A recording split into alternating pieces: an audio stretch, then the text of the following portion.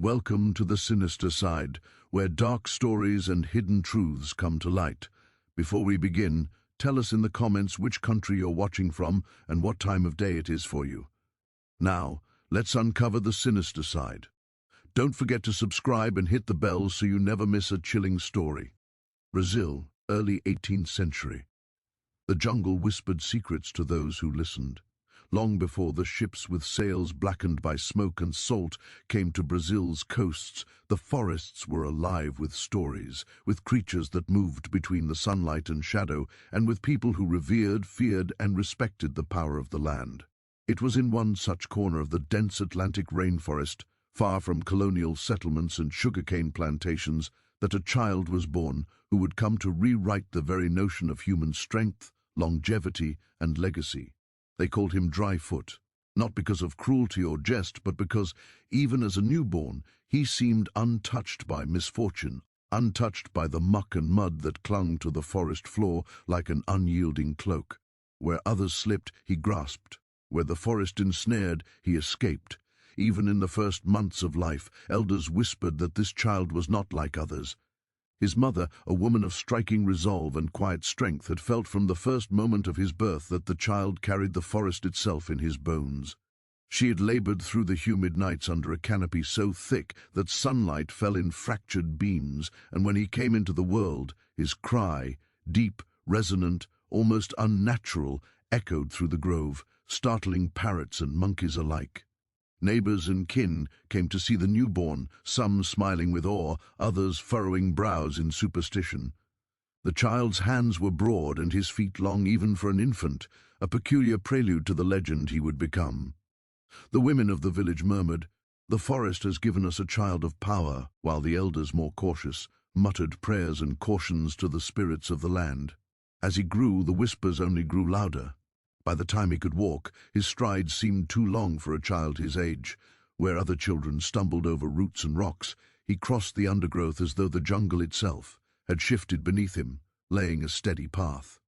Hunters and gatherers began noticing him when he accompanied his parents on trips through the forest. He could climb trees higher than most men could, leap across riverbeds, and outrun jaguars in short dashes, though never foolishly, never with arrogance.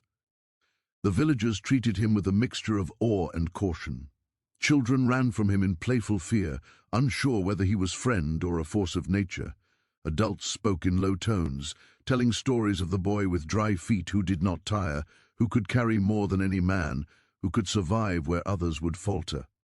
Mothers in hushed voices warned their daughters, "Respect him, or the spirits will punish you." Fathers told their sons to learn from him, for he was a living lesson of what the forest could make of a human body and mind. Even in these early years, the boy seemed to possess an awareness that surpassed ordinary understanding. He watched the weather, noticed patterns in rainfall, and predicted when the rivers would rise. Our fall. Birds' flight and animal tracks became language to him. When a storm approached, he would gather smaller children and lead them to safety before the first cloud split with lightning. It was not just his physical gifts that were extraordinary. His mind, even in youth, was curious, careful, and perceptive. While other children played carelessly, he observed. While others feared the shadows, he studied them, understanding the habits of snakes, the flow of insects, the rhythm of leaves in wind. Elders were both astonished and wary of his insight. Such wisdom, they murmured, cannot come without the spirit's touch. Legends began to grow. It was said that he had once chased a tapir across a riverbank, leaping rocks in perfect rhythm, and the tapir stopped mid-stride, as if acknowledging the boy's unusual nature. Another tale told of him calming a wounded jaguar with nothing but presence and calm speech, guiding it to safety rather than harming it. The forest, it seemed, recognized him as its own. By the age of 10, he towered over other children, not in a monstrous way, but in a way that demanded attention. His limbs were long, his torso robust, and his shoulders wide. Villagers began to call him Dryfoot not merely for his sure-footedness, but for the way he seemed untouched by the hardships that befell other children. Falls that broke arms for others left him with a bruise, or sometimes nothing at all. Illnesses that struck the village passed him by like invisible ghosts. Even the river, swollen with rain and muddy from upstream storms, seemed to hesitate at his crossing. Canoes overturned, logs shifted, waters raged, but the boy stepped across always sure, never faltering. The forest nurtured him as it nurtured the great trees, the jaguars, the macaws. Each morning he would wake before dawn, running barefoot across the dew-laden grass, climbing the trees and observing the land. By daybreak, the village had learned to anticipate his footsteps, for he moved silently yet deliberately, his shadow stretching longer than most men's, his presence undeniable. The elders, meanwhile, debated what the boy would become. Some feared that his size and strength might bring him to ruin or arrogance. Others hoped he would become a protector, a leader, a bridge between the human and natural world. It was agreed, though reluctantly, that he should be taught survival skills beyond the ordinary. How to track animals, how to fish with bare hands, how to predict storms, and how to move silently through the forest. His teachers were patient and wise. They recognized that the child's growth could not be forced. He learned by observing, by doing, and by listening to the forest. He learned the language of birds, the signals of ants, the silent warnings of snakes. While other children memorized songs and prayers, he memorized the movements of predators and the flow of the rivers. By the time he was 12, he could hunt more effectively than most adult me. In the village. Using simple tools, he tracked deer, boars, and monkeys. He learned to trap fish in shallow streams with bare hands, sometimes catching more than entire families could in a day, but he never boasted. Instead, he returned food quietly, leaving offerings to the forest for its bounty, as elders had instructed him. And then came the first whispers of what would become legend, that Dryfoot might live longer than any man, that he might father children in numbers beyond counting, that he might be touched by some unnatural force. It began subtly. The children of the village, when sick, would be carried to him. Their parents noted that his presence alone seemed to calm fevers, to ease pain, and to awaken appetite. Some claimed he could heal minor wounds by touch alone. Elders smiled cautiously at these stories, saying, "Do not call him spirit, for he walks among us. Yet the spirits may walk with him." By 15, Dryfoot had grown into a youth of immense size, towering over most men. His strength was legendary. He could lift animals, carry massive logs, and travel miles without fatigue. He remained gentle, aware, and connected to the land, yet there was a quiet awareness in his eyes. He knew he was different, and the forest had shown him the path, if only he listened. As he approached adulthood, the villagers began to whisper of a fate beyond their jungle, a fate that would take him far from the small clearing where he had grown. Traders and explorers from the coast had begun pushing into the interior, capturing natives and enslaving them for labor on plantations. Stories of foreign ships, harsh men, and the brutality of slavery reached even the remote village. Yet Dryfoot, despite the innocence of youth, seemed to sense the danger before it arrived. He would climb higher trees and watch for smoke on the horizon. He would listen to the birds, the river, the wind, and the forest always spoke back. It was as if the land itself had marked him, chosen him for a life of extremes, a life of suffering, of legend, and of impossible survival. By the time he was 17, it was clear to all who had known him that he was no ordinary man.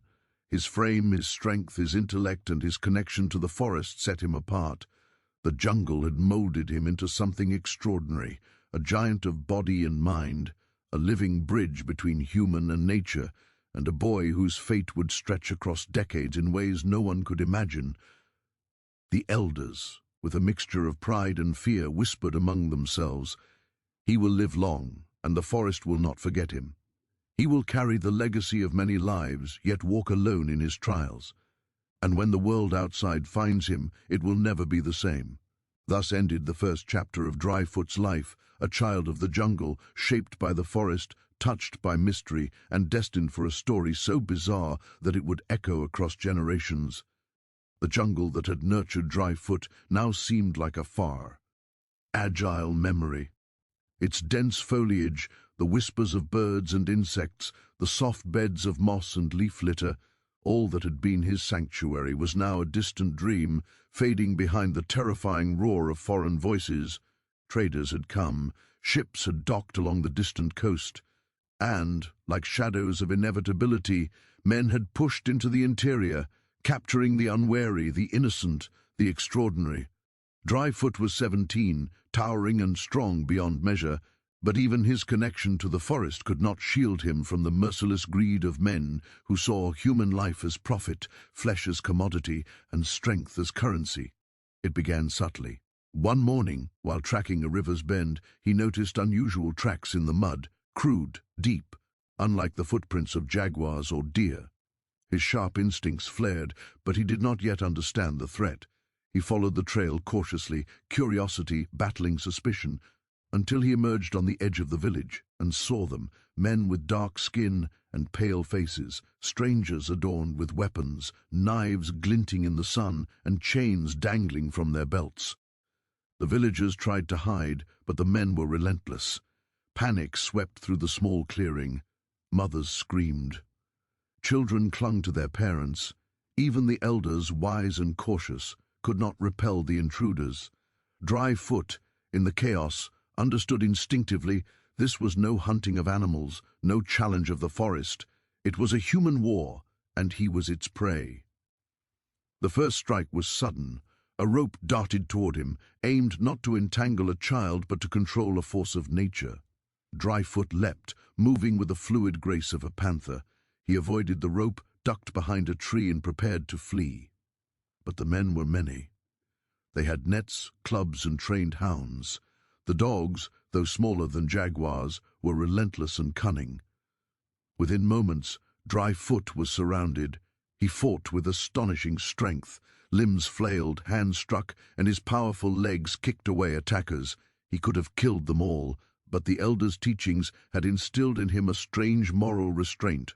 Violence, even in self-defense, carried consequences that went beyond the moment. Yet despite his skill and size, the number and cunning of the captors proved overwhelming. One net, weighted and reinforced, caught him across the chest. Another man plunged a knife near his ankle, not to wound fatally but to disable. Pain seared him, but he did not cry out. Finally, exhausted and entangled, he was subdued. The captors whispered among themselves, marveling at the young giant. "He is not of ordinary strength," one said. "He will bring more profit than we imagined." Dryfoot, now chained and blindfolded, was forced toward a waiting horse. Every step tore against his pride, against his understanding of freedom, against the very jungle that had molded him. The journey to the coast was grueling. For days he was marched through terrain that mirrored the challenges of his childhood. Why? E.T. stripped of autonomy and agency. Rivers, which once seemed friendly paths, now became obstacles he had to cross while bound. Rain fell relentlessly, soaking his enormous frame, but unlike other captives who collapsed in mud, Dryfoot endured. His body, sculpted by the forest, remained resilient, though his spirit trembled at the loss of control. Along the route, he witnessed horrors that the forest had never prepared him for. Elders beaten for defiance, children dragged screaming from their families, men and women shackled like animals.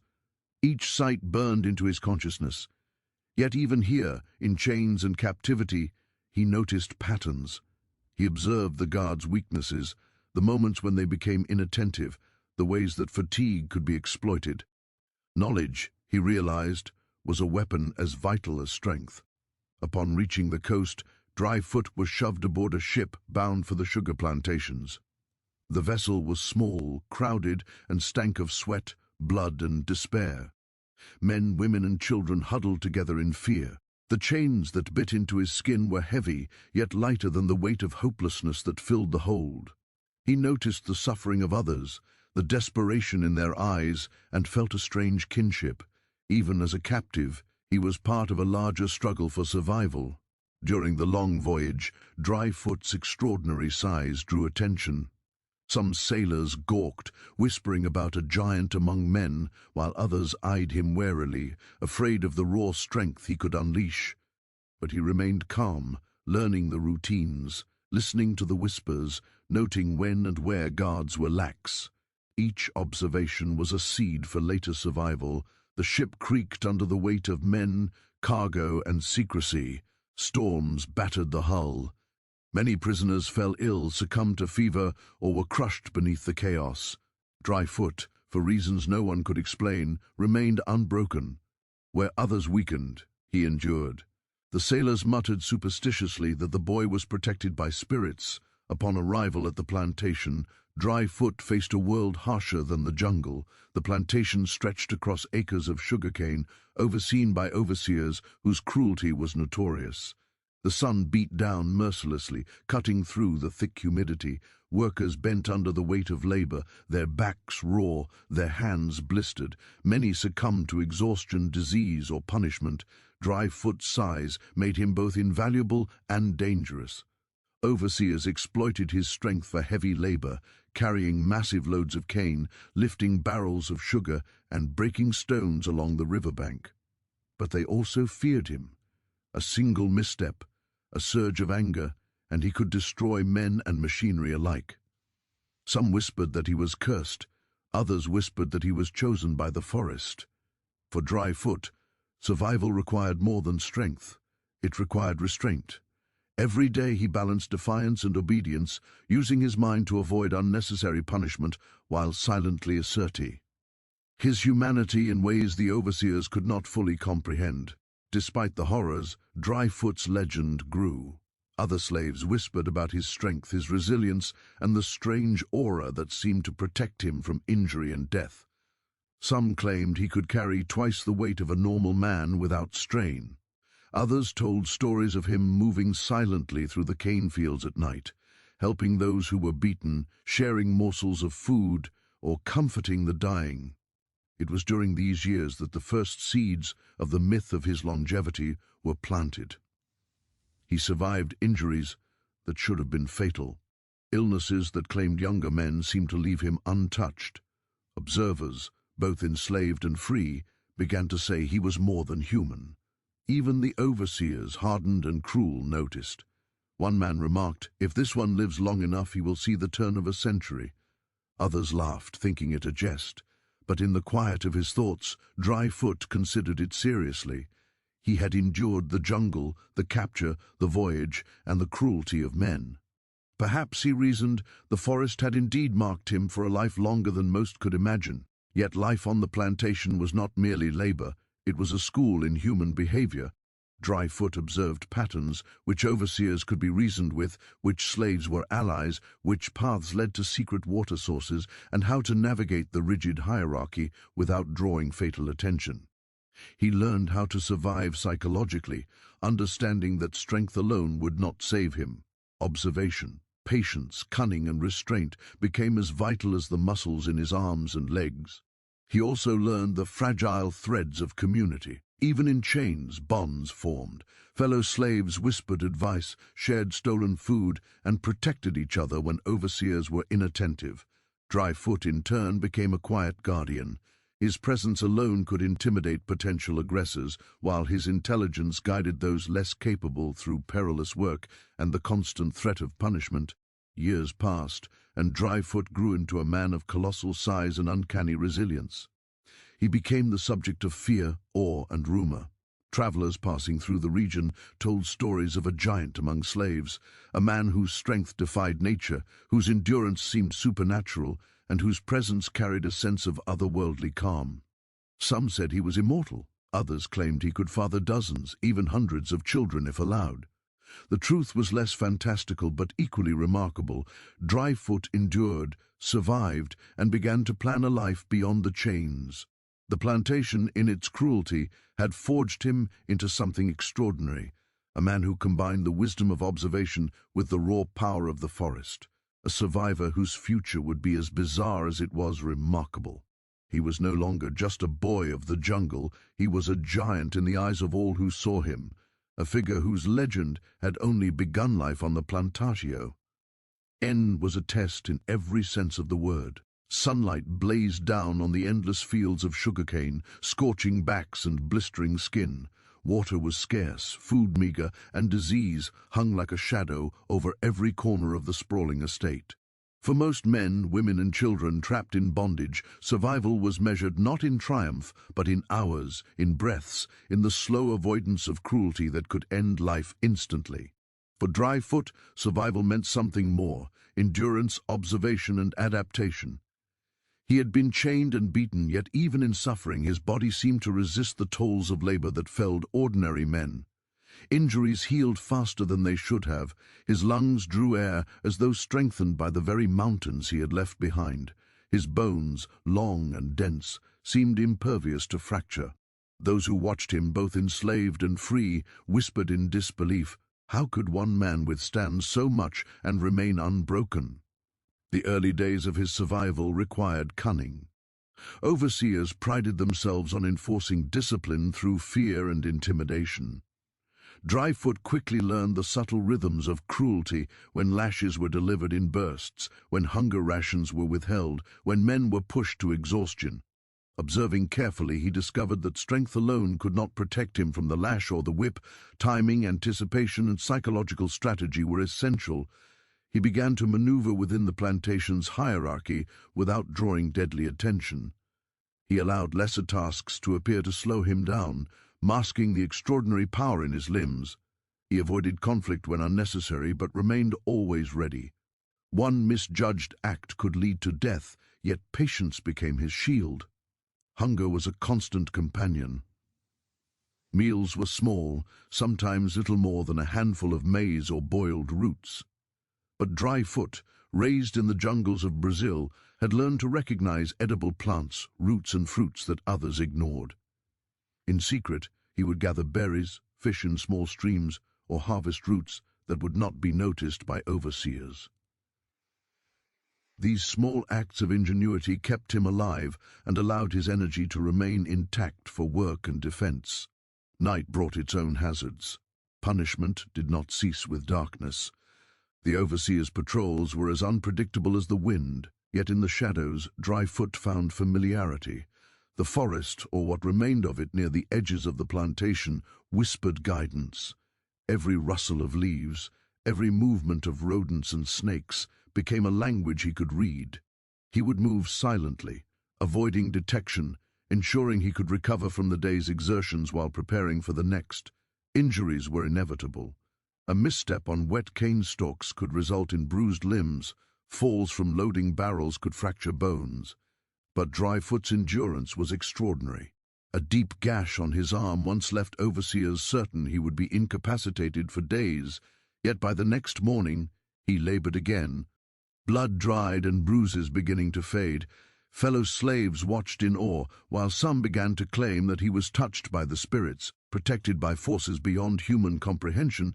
Disease, too, seemed powerless against him. Fever swept through the quarters, leaving bodies rigid and lifeless, yet Dryfoot remained upright, sweating through the night but surviving where others succumbed. He studied the symptoms of cholera, malaria, and dysentery in secret, learning to recognize early signs, adjusting his diet and rest accordingly, and using his knowledge to help others when possible. In doing so, he gained the quiet loyalty of those around him, who began to see him not merely as a giant, but as a guardian. Resistance took many forms. Escape was dangerous and often fatal, yet Dryfoot experimented with small acts of defiance. He would subtly rearrange tools, loosen bindings, or assist others in ways that avoided immediate detection. Once, he lifted a heavy cart blocking a path for a friend, claiming ignorance when the overseer discovered it. Another time, he silently guided a group of children through an irrigation channel to retrieve lost food. Each act honed his cunning, teaching him that survival required patience and intellect as much as strength. He became a master of observation.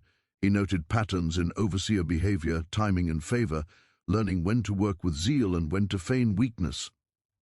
These small acts of strategy allowed him to survive repeated punishments and the envy of jealous colleagues. Over time, Dryfoot's presence became both a deterrent and a curiosity. Overseers feared his strength, fellow slaves respected his intelligence, and rumor began to swirl around the plantation about the indestructible giant. Longevity, too, began to manifest in strange ways. While others aged prematurely under the relentless sun and toil, Dryfoot's body showed few signs of wear. Wrinkles and fatigue were slow to arrive, and his recovery from injury and illness astonished all who observed him. Some whispered that he carried the vitality of the forest itself within his bones. Others whispered darker stories, that he was cursed to walk among men longer than any normal human should. It was not merely physical resilience that set him apart. Dryfoot's mind adapted continuously. He learned languages and dialects quickly, absorbing conversations overheard between traders, visitors, and overseers. He memorized routes through plantations and neighboring forests, hidden wells of water, and shelters for storms. In the combination of intellect, observation, and brute force, he became nearly untouchable, an anomaly in a system designed to crush all humanity. Yet despite his gifts, Dryfoot was not invincible. The psychological toll of slavery weighed heavily on him. At night, he would lie awake listening to the moans of the sick, the cries of children, the relentless whipping, and the harsh commands of overseers. Dreams of freedom and the jungle of His youth tormented him. He imagined running into the forest, leaping from cliff to cliff, swimming through rivers untouched by men, free. But reality was cruel, and the chains of the plantation were unyielding. It was in these moments of despair that he began to cultivate patience as a weapon. He realized that survival was not about brute strength alone. It was about timing, observation, cunning, and waiting for the right moment. He could endure, yes, but he could also learn, plan, and outlast. It was this quiet intelligence, combined with his formidable body, that allowed him to survive repeated attempts at control and punishment. Dryfoot's interactions with other slaves were equally significant. He became a source of protection, a silent guardian whose presence alone deterred cruelty. Those weaker than him would seek his guidance. He would provide advice on when to work harder, when to rest, and how to avoid detection or punishment. Some claimed that he carried the wisdom of generations within him, and that even in silence he communicated lessons through action. The rumors of his resilience spread. Overseers joked darkly that no whip could break him, no chains could hold him, and no illness could kill him. Some feared his strength would one day turn against them, others dismissed it as superstition. But in the eyes of the slaves, he became a figure of hope, a living legend whose very survival inspired courage in the hearts of the oppressed. The combination of hardship, cunning, and supernatural perception forged a man who was extraordinary in both body and mind. By his mid-20s, Dryfoot had endured what most would consider a lifetime of punishment. He had survived disease, injury, hunger, and brutality. He had learned the rhythms of the plantation, the weaknesses of overseers, and the secrets of survival in hostile conditions. And yet, it was only the beginning. Whispers began to circulate that he could father children in numbers no man could imagine, that his longevity was unnatural, and that his presence carried the protection of unseen forces. While these tales were exaggerated over time, they reflected a truth. Dryfoot had become more than a man. He had become a living legend in the eyes of all who saw him endure. Even as the years passed, the plantation remained a crucible. Every harvest, every inspection, every punishment tested him anew. And yet, Dryfoot persisted. He combined wisdom, strength, patience, and observation to survive against odds that would have claimed any ordinary man.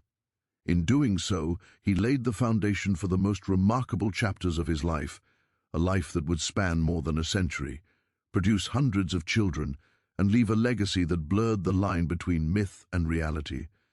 The forest of his youth, the strength of his body, and the cunning of his mind had all been preserved and honed in this crucible of human cruelty. He had survived, he had endured, and in doing so, Dryfoot had begun the process of transforming his suffering into legend. By the time Dryfoot reached his late 20s, he had grown into a man who could not be ignored. His stature was extraordinary, towering above most men. Muscles honed by the relentless labor of plantations and the early lessons of the jungle, and an endurance that seemed to defy nature itself. Even among slaves, whose backs were thickened by years of labor, his size was remarkable, yet he carried it with a calm dignity that intimidated without arrogance. The plantation workers began to speak of him in whispers, some tinged with awe, others with fear.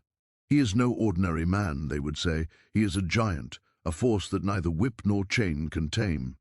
Children who had once run from him now approached cautiously, seeking protection, stories, and guidance. His size alone made him an anomaly, but it was his mind and discipline that truly set him apart. Dryfoot understood the balance of power in ways most men never would. Overseers feared him, not only for his ability to crush a man with a single strike, but because of the quiet, calculating intelligence that he carried. He learned when to obey, when to resist subtly, and when to remain unseen. A glance, a gesture, or a small act of defiance was enough to remind even the most cruel overseers that he was not ordinary. The legend of his strength began to spread beyond the plantation. Traders passing through, soldiers, and even colonial officials remarked on the giant of Brazil, whose resilience was unmatched. Some dismissed these stories as exaggeration, others watched Dryfoot with cautious curiosity, fearing the power that lay within him. Dryfoot's work on the plantation remained grueling, but he approached it strategically. While others bent under the sun, he could carry heavier loads, clear larger areas, and perform tasks in ways that saved time and energy. Yet he never flaunted his abilities unnecessarily. Pride, he had learned, could be dangerous in a world built to suppress men like him. Instead, he worked efficiently, always observing, always learning, and always calculating the next move in a life that demanded both patience and cunning. Nighttime became a sanctuary. While overseers slept, Dryfoot would walk the edges of the plantation, observing the surrounding forests and rivers. He catalogued the movements of wildlife, noted secret paths, and identified the hidden strengths and vulnerabilities of the land. Though he remained chained in spirit by slavery, the forest within him never faded. It guided him, nurtured him, and reminded him that freedom, though delayed, was possible. Interactions with other slaves deepened his influence. He became a quiet leader, a figure who could offer protection without overtly challenging authority. When children were frightened or sick, he was there. When men were beaten unfairly, his presence alone could deter further cruelty. These small acts created a network of loyalty and respect that spread quietly but powerfully. Some slaves whispered of supernatural abilities. They claimed he could lift impossible weights, survive wounds that would cripple ordinary men, and endure illnesses that took others. While some stories were exaggerated, the foundation was real. Dryfoot was extraordinary. He carried the resilience of the jungle, the intelligence to survive in human cruelty, and a physicality that seemed sculpted by destiny itself. As he matured, Dryfoot began to assert influence beyond mere survival. Overseers, recognizing his strength, would sometimes use him to control others. Yet he turned these opportunities into subtle demonstrations of power. By carefully guiding the labor of the plantation without overt rebellion, he demonstrated leadership that could not be ignored. He learned the delicate art of persuasion, a word here, a gesture there, and he could redirect anger, prevent conflict, and even protect weaker slaves. Despite this, his presence was not purely protective. Some men, jealous of his strength and influence, attempted to provoke him. Dryfoot's strategy was always restraint. He would let insults pass, observing the temperament of the instigator, waiting for the right moment to respond if necessary. Rarely did it come to violence, but when it did, it was swift and decisive, leaving no doubt about his capabilities. Legends began to flourish among the local communities and traveling traders. Stories of a man who could carry logs larger than most could lift, who could run for miles without tiring, who survived injuries and illnesses that would kill ordinary men, spread through whispers and rumors. Some said he had been touched by the spirits of the forest, while others claimed he was immortal, destined to live beyond the span of ordinary men. Dryfoot neither confirmed nor denied these stories. He remained focused on survival, aware that superstition could protect him as effectively as strength. Rumors made overseers cautious, and fear gave him an edge in negotiations, even within the strict hierarchies of the plantation. The combination of physical prowess, intelligence, and subtle influence allowed Dryfoot to navigate a world designed to crush him. He became indispensable in some ways, yet untouchable in others. Overseers relied on him for difficult tasks. traders marveled at him, and fellow slaves saw in him a symbol of resilience and hope. Yet this period of life was not without personal cost. The constant tension, the weight of survival, and the burden of expectation created an internal strain. Nights were often spent alone, reflecting on the jungle of his youth, on the family and friends he had lost, and on the cruel paradox of being extraordinary yet enslaved. His body was powerful, but the human heart is vulnerable, and even giants feel the weight of captivity. One of the most remarkable aspects of Dryfoot's life during this period was his ability to balance survival with humanity. While others became hardened, or resigned, he retained compassion. He assisted those weaker than him, shared insights, and offered protection wherever possible. His presence became a stabilizing force on the plantation. Where fear could have ruled, his calm authority inspired courage. As a man, Dryfoot also began to explore relationships. Despite slavery, he formed bonds with women among the enslaved population. These relationships were complex, sometimes tender, sometimes strategic, yet they reflected his capacity for connection despite the oppressive environment. It was during this time that he began fathering children, planting the first seeds of what would become a vast progeny. Even the overseers could not ignore the aura surrounding Dryfoot. His combination of strength, intelligence, and endurance made him both a tool and a threat. Stories circulated of him lifting impossible loads, surviving accidents that would cripple men, and moving with unmatched speed and agility. Some feared he might one day rise against them, others admired the efficiency he brought. Dryfoot, however, was always careful. His actions were measured, deliberate, and precise. He understood the dangers of arrogance, the consequences of misjudgment, and the importance of timing.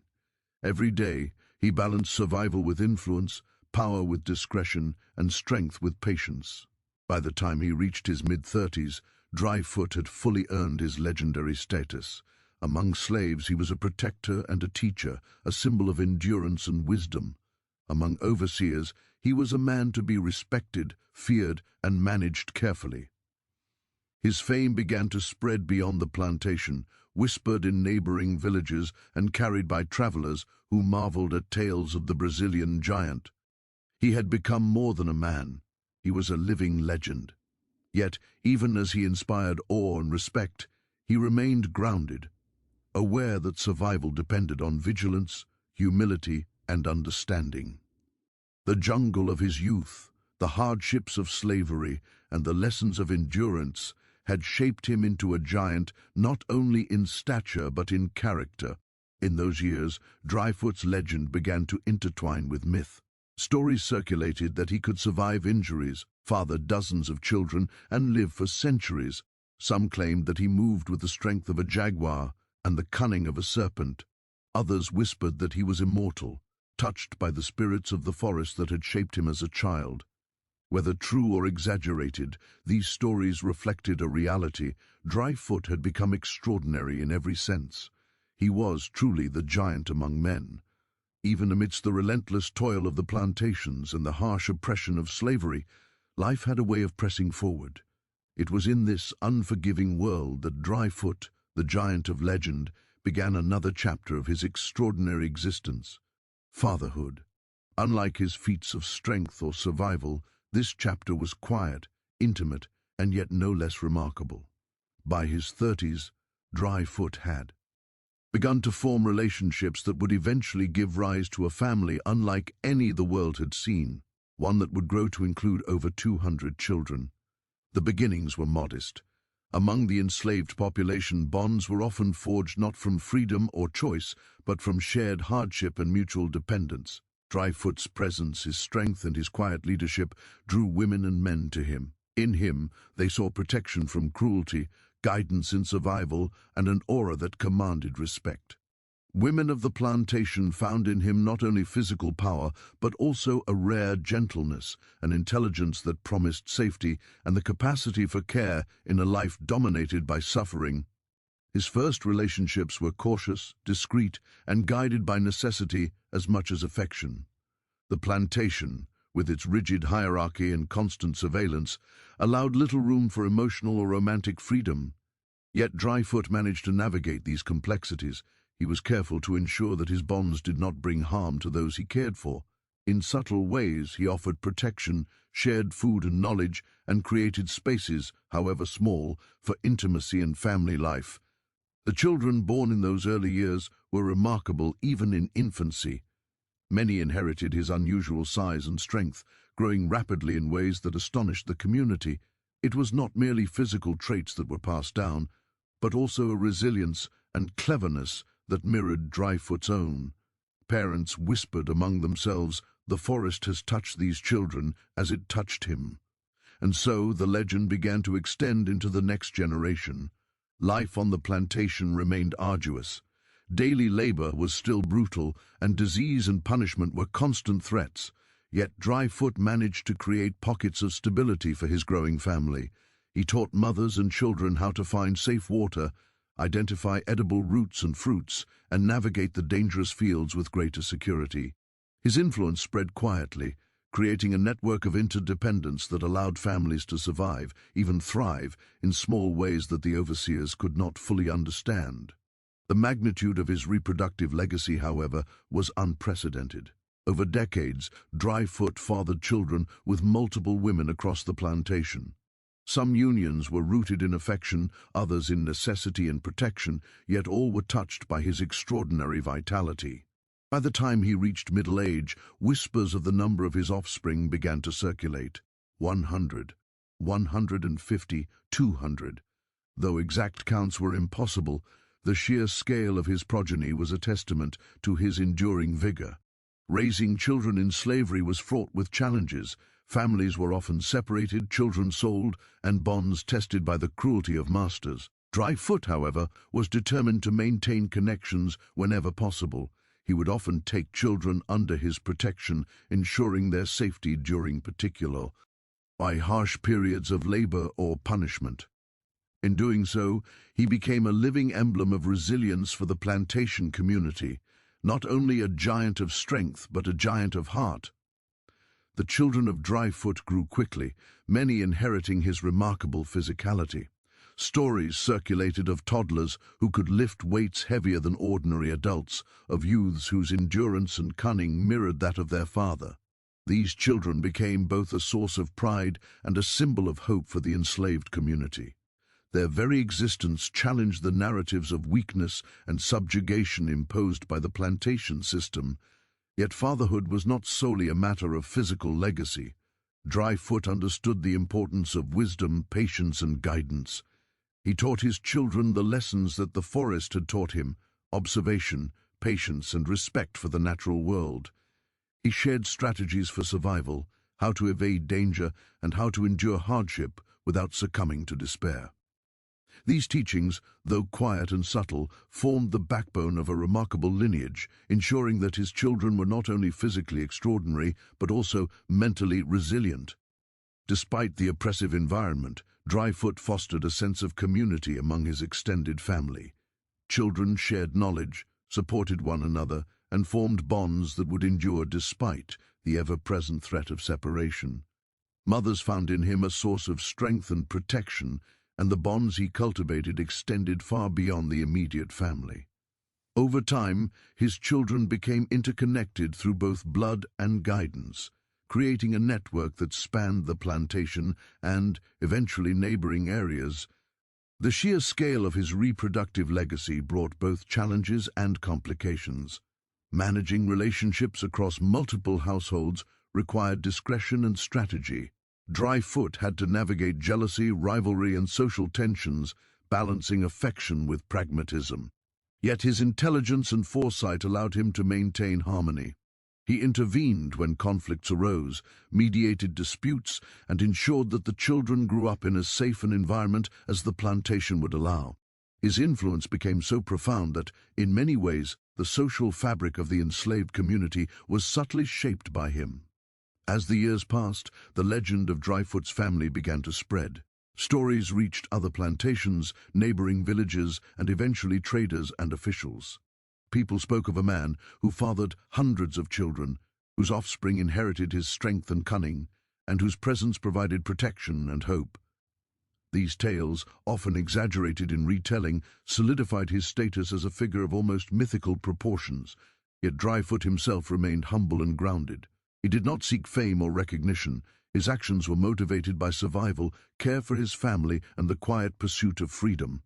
He understood that stories and legends could be dangerous, attracting unwanted attention from overseers and outsiders. Thus he moved carefully, ensuring that the lives of his children and those he protected remained as secure as possible. The plantation continued to demand labor and obedience, but Dryfoot's influence subtly reshaped the environment. His children, growing strong and clever, became symbols of resilience. Overseers could not ignore their presence, yet they underestimated the quiet wisdom passed down from father to child. In this way, Dryfoot's legacy extended beyond physical strength. He cultivated a lineage capable of surviving, adapting, and thriving under extreme adversity. His family became a living testament to his endurance, intelligence, and resourcefulness. Even as the plantation sought to suppress individuality and autonomy, Dryfoot's children embodied freedom in miniature, strength, resilience, and cunning encoded in their very bones. By the time Dryfoot reached his 50s, his family numbered in the dozens, with rumors suggesting he would eventually father 200 children. Each child carried a piece of his extraordinary vitality, ensuring that his legacy would endure far beyond his own life. Stories of his children's feats, lifting, running, surviving illness, circulated, further cementing the mythos surrounding the giant of Brazil. Yet for all the legend, Dryfoot remained deeply human. He mourned losses, celebrated small victories, and experienced the joys and sorrows of fatherhood. Each child was a connection to the future, a living thread that tied the harsh present to the possibility of a freer, stronger, and more enduring lineage. It was in this period that Dryfoot's story began to transcend mere survival. He became a symbol, not only of extraordinary physical strength, but of the resilience of humanity under oppression. His family, spread across the plantation and beyond, was a living embodiment of his teachings, endurance, and foresight. The legend of the giant who could survive anything, father hundreds of children, and endure beyond normal human limits began to take shape in earnest. Dryfoot's extraordinary life was no longer just about survival, it was about legacy. Every child he fathered, every lesson he imparted, and every act of protection contributed to a story that would echo far beyond the plantation, beyond Brazil, and beyond the limitations imposed by those who sought to suppress him. By the time Dryfoot reached his 60s, the legend of the Brazilian giant had grown beyond the plantation and into the wider region. Whispers of his survival against impossible odds, of his prodigious strength and cunning, were spreading among traders, travelers, and neighboring communities. What was once extraordinary in the immediate world of the sugar plantations had begun to take on a new dimension, the story of a man who could defy death itself. It began with small, almost mundane events observed by those who could not reconcile reality with what they saw. Dryfoot would serve. Accidents that should have killed him. A falling beam, a collapsing wall of sugarcane, or a sudden illness that claimed half the workers left him untouched. Overseers, already wary of his strength, began whispering superstitions. "That man," one said, "he is protected by spirits. The forest walks with him still." Others, less cautious, would mutter curses or jokes, only to find him outlast them all. Even the enslaved community, already in awe of his size, endurance, and wisdom, began to speak of him in reverent tones. "Dryfoot will not die," they would whisper. "He has lived through storms and sickness that take the rest of us. He carries the forest in his bones." Stories of miraculous survival became part of the daily conversation, and soon travelers and strangers began repeating them, adding exaggeration and mystery. One tale told of an accident in which a cart of sugarcane fell, crushing men beneath its weight. All were injured, some fatally, but Dryfoot emerged with only a scratch. Another told of a fever sweeping through the plantation that claimed dozens of souls, leaving his body untouched and strong. His resilience was no longer a matter of physicality alone, it was beginning to appear supernatural, Travelers who had heard rumors sought him out, eager to see the giant who could endure what no ordinary man could. They came with questions, amazement, and sometimes disbelief. When they finally met him, they were struck not only by his size, but by his demeanor. Dryfoot moved with a quiet confidence, a patience born from decades of observing human cruelty and natural hazards alike. His eyes, sharp and calculating, seemed to hold the memory of every trial he had survived. Some travelers asked him how he lived so long. He would smile, a small, knowing expression, and remain silent. Others pressed for stories of the forest, of his youth, of his cunning and endurance. He would offer guidance, wisdom, and survival lessons, yet never boast. The myth, he understood, was as much a tool for protection as it was a reflection of reality. His family, meanwhile, continued to grow. The children he had fathered spread throughout the plantation and neighboring areas, carrying his physical and mental traits. Many exhibited unusual vitality, strength, and intelligence, reinforcing the stories of Dryfoot's supernatural resilience. Villagers and travelers alike began to note a pattern. The children of Dryfoot seemed extraordinary in ways that could not be explained by mere genetics alone. Elders in the community speculated about the source of this longevity. Some believed it was the forest, some said it was a blessing from ancestral spirits, and others whispered that Dryfoot had discovered secrets of life that ordinary men could never know. He neither confirmed nor denied such claims. Instead, he lived quietly, observing the world, preparing for challenges, and guiding his family through survival. The plantation itself had become a stage for his legend. Overseers, while still exerting power, treated him with a cautious respect. His ability to survive punishment, to endure labor, and to protect others had made him an indispensable figure. Yet this indispensability was dangerous. Any hint of rebellion or overreach could provoke lethal consequences. Dryfoot navigated this balance with skill, exercising his strength judiciously, leveraging his legend to gain small freedoms, and teaching his family how to survive under similar constraints. Even beyond the plantation, stories of Dryfoot's longevity and feats spread across regions. Traders spoke of him in coastal towns, neighboring villages recounted his miracles, and distant communities heard rumors of a man who had lived far longer than anyone else, who had endured horrors and hardship, and who remained unbroken. The line between reality and myth began to blur. People debated whether he was a man, a spirit, or something entirely different. Some encounters reinforced these tales. One day, a traveler claimed to have seen Dryfoot lifting a massive boulder to clear a path for a wagon. Another reported that he had carried an injured child across the plantation during a storm without fatigue. Observers, even those skeptical of superstition, were forced to acknowledge his remarkable endurance. Children who had watched him grow up reported memories of him performing tasks that seemed impossible. Every action, every survival against odds, contributed to a growing reputation of near immortality. Even illness, the great equalizer for mortals, seemed powerless against him. While fevers and epidemics struck the population regularly, Dryfoot remained untouched. Sometimes he would care for the sick, guiding them through recovery, offering water, food, and encouragement. Those who survived his guidance often returned with tales of his vitality and uncanny energy, further fueling the legend. Dryfoot's extraordinary longevity also allowed him to witness changes in the world around him. Slavery persisted, but political and social shifts were gradually altering Brazil.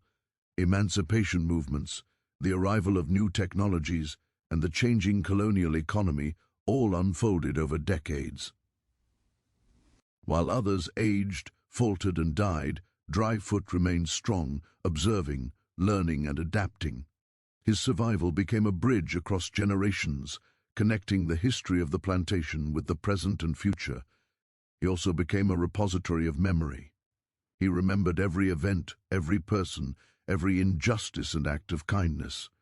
This memory allowed him to advise younger generations, not only about survival, but about the human condition, power, and endurance.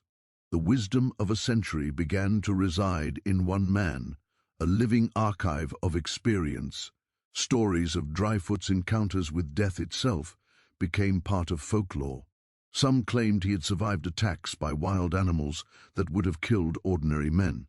Others said he had endured natural disasters, floods, storms, and lightning strikes without harm.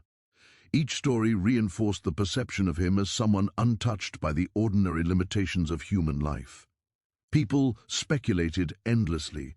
Was he immortal? Was he protected by spirits? Or had he simply unlocked secrets of survival that the rest of the world could not understand? Travelers often attempted to test him. They would offer challenges, races, feats of strength, or dangerous tasks. Rarely did anyone succeed in besting him. Observers noted that his endurance was not just physical but mental. He could anticipate danger, act with precision, and survive where instincts alone would fail. The perception of supernatural longevity, therefore, was both literal and metaphorical. He was, in every sense, a man who had outlasted the ordinary limits of human existence. By his 70s and 80s, Dryfoot's reputation had solidified. He was no longer merely a man, he was a symbol. Among the enslaved population, he represented resilience, hope, and the possibility of enduring against unimaginable odds. Among outsiders, he was a figure of awe and fear, a man whose very existence seemed to challenge the natural order. His longevity allowed him to watch his family grow, to witness grandchildren and even great-grandchildren take root in the world. He could guide them, protect them, and teach them the skills that had allowed him to survive decades of hardship. In doing so, he ensured that his legend was not merely personal, but generational. The giant of Brazil became the patriarch of a lineage that would continue to echo his extraordinary abilities, resilience, and cunning. Despite his legendary status, Dryfoot remained grounded. He did not claim immortality, nor did he boast of feats or longevity. He understood the fragile balance between myth and reality, using his reputation strategically when necessary, but never allowing it to define his actions entirely. Survival had taught him humility, patience, and discretion, and these lessons guided him even as the world around him changed. Yet the tales continued to grow. Some said he had lived over a century already, that he had fathered hundreds of children, that he moved with a strength and precision unmatched by any human. Travelers, historians, and traders recorded these stories, some skeptical, some fascinated, and others certain they had witnessed miracles themselves.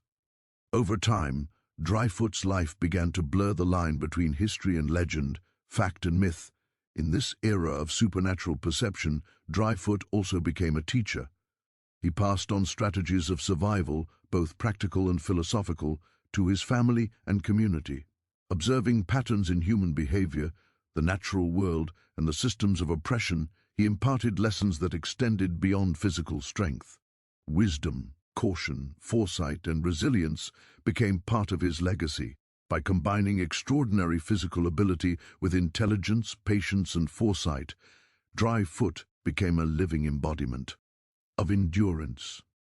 He was no longer just a man of the plantation. He was a figure whose life spanned decades, whose legend was whispered across regions, and whose presence inspired awe and reverence. Time, even for someone like Dryfoot, is a relentless force. By the time he approached his 90s, the world around him had changed dramatically. The plantation where he had spent decades of his life had shifted hands, overseers had passed on, and whispers of freedom and societal transformation had begun to stir. Yet for all the changes in the external world, Dryfoot remained a constant, a towering figure whose presence inspired awe, fear, and respect alike. He had survived disease, injury, exploitation, and the ceaseless oppression of slavery. He had fathered hundreds of children, guided generations, and cultivated a legend that stretched far beyond the confines of the plantation. Yet in these later years, a new challenge emerged, the reckoning of mortality. Even for a man who seemed touched by the supernatural, time's shadow could not be ignored forever. The first signs were subtle, a stiffness in his joints that had never existed before, a longer recovery time after lifting massive logs, a twinge of fatigue that he had previously never felt. Dryfoot, who had long appeared immune to the frailties of ordinary men, recognized these signs not with fear but with contemplation.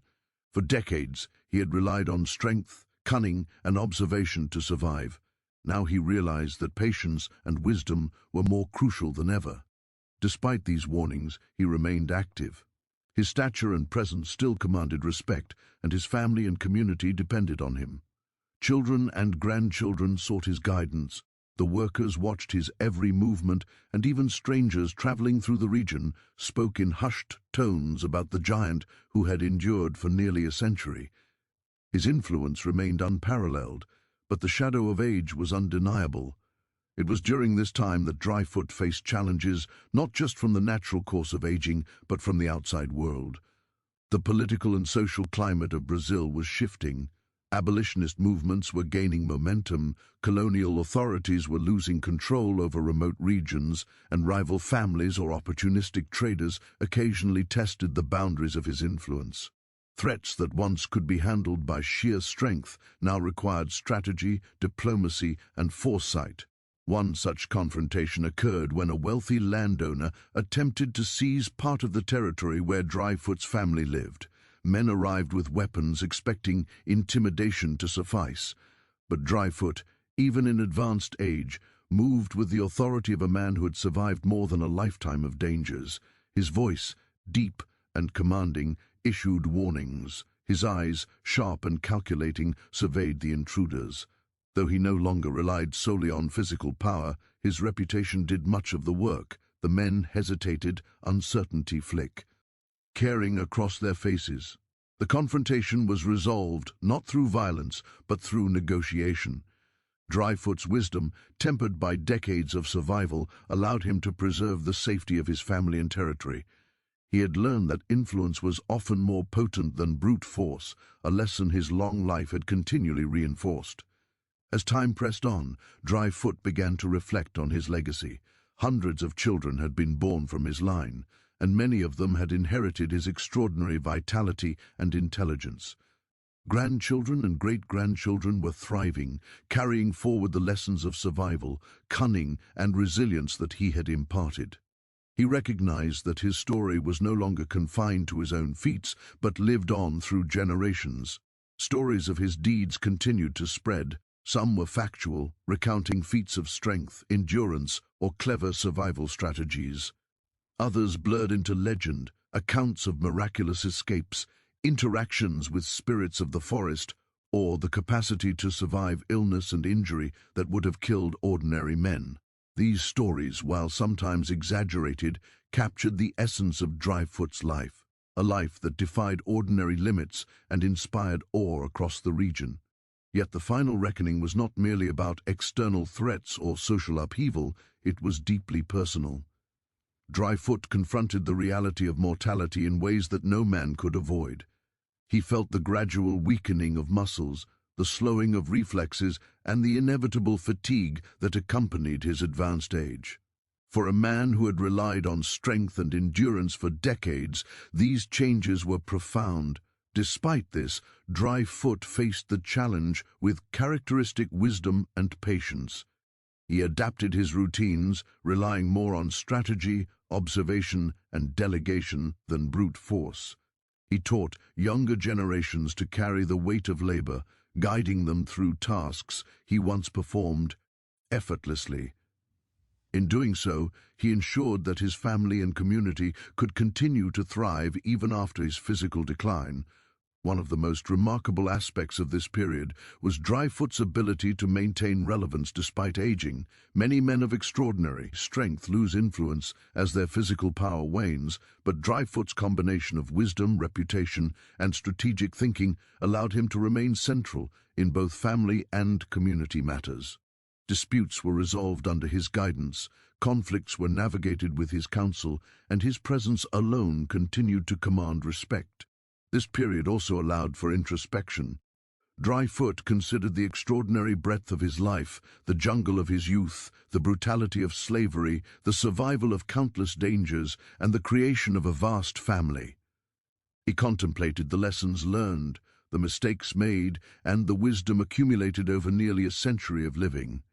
This reflection became a vital aspect of his final years, reinforcing the notion that longevity is not merely measured in years, but in the depth of experience, understanding, and influence. Even as age advanced, Dryfoot continued to cultivate the perception of the supernatural. Stories of his survival and vitality persisted, blending fact and legend. Some claimed he could still lift weights that would crush ordinary men. Others said he moved with the swiftness of his youth. Observers attributed his longevity to mystical protection, a blessing from the spirits, or an innate connection to the natural world that had shaped him. Dryfoot, pragmatic as ever, allowed these stories to circulate without comment, understanding their protective value and their ability to inspire hope and caution. A defining moment of the final reckoning occurred during a violent storm that struck the region. Floodwaters threatened the plantations, winds toppled trees, and chaos erupted across the landscape. Dryfoot, despite his age, acted decisively. He guided his family to safety, secured livestock and provisions, and organized efforts to protect structures and crops.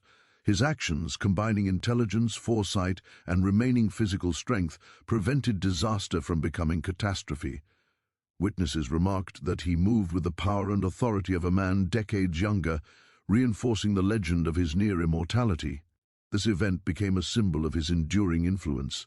Even in advanced age, he could shape outcomes, protect his family, and command respect through a combination of experience, wisdom, and residual physical ability. The final reckoning was also a moral and philosophical challenge. Dryfoot had lived a life marked by survival, endurance, and extraordinary achievement, but he had also experienced profound suffering, witnessed countless deaths, and borne the weight of slavery and oppression. He reflected on questions that had long lingered: the nature of strength, the purpose of longevity, and the meaning of legacy. His answers were not simple, but they were grounded in action. Survival was valuable not for its own sake, but for the capacity to protect, guide, and shape the world around him. He emphasized these lessons to his children and grandchildren, passing on the wisdom of nearly a century. Strength, he taught, was meaningful only when coupled with patience, strategy, and compassion. Survival was a responsibility, and longevity a tool for the betterment of one's family and community. Through these teachings, Dryfoot ensured that his final reckoning was not merely personal, but generational. As the years progressed toward the end of his remarkable life, Dryfoot became increasingly a figure of legend.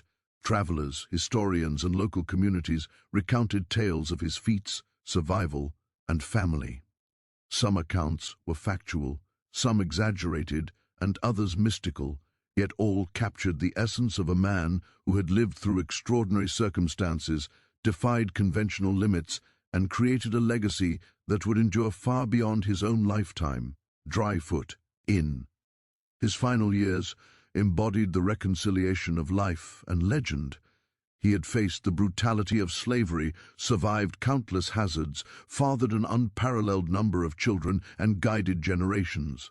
His final reckoning was not a dramatic battle or confrontation, but a measured reflection on the entirety of his existence, an acknowledgement of mortality, and the careful passing on of wisdom and survival strategies to those who would carry his lineage forward. Dryfoot's life, spanning over a century, left a mark on the world that transcended ordinary human experience. From the jungles of his youth to the oppressive plantations of Brazil, from the whispered legends of neighboring villages to the extraordinary lineage he fathered, his story was one of resilience, strength, and enduring influence. Even after his death, the giant's presence continued to echo in every corner of the regions he had touched. As he grew older, Dryfoot's health began to decline, slowly and inevitably. The extraordinary body that had survived so many injuries, illnesses, and physical hardships finally showed signs of natural aging. His steps grew slower, his joints ached, and the once unyielding muscles softened. Yet even in decline, there was dignity, authority, and presence. Children and grandchildren gathered around him, witnessing the physical vulnerabilities of the giant who had inspired them and countless others for decades. His death, though eventually inevitable, was serene. Surrounded by his family, Dryfoot passed quietly, leaving a profound void in the community. But rather than diminishing him, death solidified his status as a legend. Stories immediately began to circulate, blending truth and myth, recounting his feats, his resilience, and the extraordinary longevity that had defined his life. Neighbors spoke of him with reverence. Former overseers admitted their awe. Travelers recorded tales that would persist for generations. The physical legacy of Dryfoot was immediate and tangible. His children and grandchildren, numerous and extraordinary in their own right, carried his traits: strength, endurance, intelligence, and survival skills. Entire villages were populated by his descendants, many of whom mirrored the extraordinary abilities of their father and grandfather. This sprawling network became a living testament to the man whose life had spanned over a century and whose influence extended far beyond the limits of his own body. Yet the impact of Dryfoot's life went beyond bloodlines. He had become a symbol of resistance and resilience for the enslaved and oppressed. His story demonstrated that survival was possible even under the most brutal conditions, that ingenuity and patience could triumph over cruelty, and that one individual could influence the lives of hundreds, if not thousands, through strength, wisdom, and leadership. For generations, his name became synonymous with endurance. Travelers, merchants, and historians continued to recount tales of the giant long after his passing. Some stories were meticulously detailed, describing his feats of strength or cunning, while others drifted into legend, claiming miraculous escapes, supernatural protection, and the ability to endure beyond human limits. Oral traditions carried his story through villages and regions, embedding Dryfoot in the collective memory of communities across Brazil. One particularly enduring story described Dryfoot walking uninjured through a storm that devastated the plantation. Trees toppled, rivers flooded, and structures collapsed, yet he navigated it all with a combination of strength, intelligence, and calm authority. He rescued children, guided livestock to safety, and protected his family from harm. Observers swore the man moved with the speed and precision of youth, even in advanced age, reinforcing the perception of him as an extraordinary, almost supernatural figure. This blend of fact and legend ensured that Dryfoot would not simply be remembered as a man, but as a mythic presence. Scholars and local historians often struggled to separate reality from exaggeration. Yet the core truths endured. He had survived slavery, fathered hundreds of children, protected countless lives, and lived far beyond the normal human lifespan. These achievements alone would have been extraordinary. The surrounding mythology only enhanced the awe surrounding him. The influence of Dryfoot's family was equally profound. Children, grandchildren, and great-grandchildren inherited not only physical traits, but also his knowledge, wisdom, and survival instincts. These descendants became leaders in their communities, skilled laborers, strategists, and teachers, carrying forward the lessons of endurance and resilience imparted by their patriarch. Many were remarkable in their own right, reflecting the extraordinary genetics and guidance passed down by the Brazilian giant. Communities often relied on Dryfoot's lineage for leadership, advice, and protection. The stories of his feats inspired generations, teaching lessons about patience, strategy, and resilience. Young men aspired to emulate him, while elders recounted his wisdom as guidance for navigating the complexities of life. Even in death, Dryfoot shaped the social and cultural structures of the regions he had touched. The myth of Dryfoot also carried a moral dimension. In a society still grappling with the legacy of slavery, oppression, and inequality, his story became a source of inspiration. He represented the possibility of survival against impossible odds, the potential to influence others positively even under extreme constraints, and the enduring power of courage, intelligence, and resilience. His legend reminded people that human life, even when constrained by cruelty, could be extraordinary. Some legends suggested that Dryfoot's spirit continued to protect his descendants. Villagers claimed to hear his voice guiding lost children, to see shadows moving like him through forests, and to sense his presence during moments of danger. These stories, while clearly mythological, reinforced his enduring influence and the sense that he had transcended ordinary mortality. Even without physical presence, he remained a guiding force in the lives of his descendants and community members. In historical accounts, Dryfoot's life challenged conventional understandings of human potential. His extraordinary longevity, physical prowess, and prolific family made him an anomaly. Anthropologists and historians have since debated whether his size and lifespan were purely genetic, a product of environmental factors, or a combination of both. Yet regardless of explanation, his life serves as a reminder of human adaptability, resilience, and the profound impact one individual can have over multiple generations. The combination of myth and reality allowed Dryfoot to occupy a unique space in cultural memory. He was at once a man of flesh and bone and a figure of legend whose feats inspired awe across generations.